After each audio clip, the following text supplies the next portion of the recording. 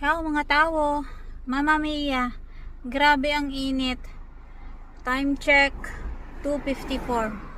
Alas 3 pasok ko sa trabaho. Dito na ako sa trabaho. Remember nyo, bumili ako ng bike, ng e-bike para mag-bike na lang papunta ng trabaho since malapit lang naman actually yung trabaho. Para hindi na ako gagamit ng kotse dahil nga nung nagtaasan ng presyo hanggang ngayon hindi pa bumababa. Bumaba lang ng konting-konti.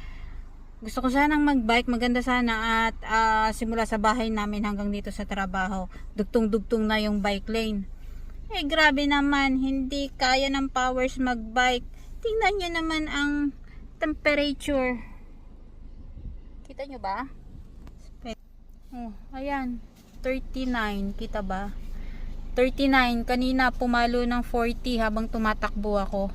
Sobrang init. Ayan, kailangan kong magsuot ng ganito. Tingnan nyo, oh, cover sa kamay.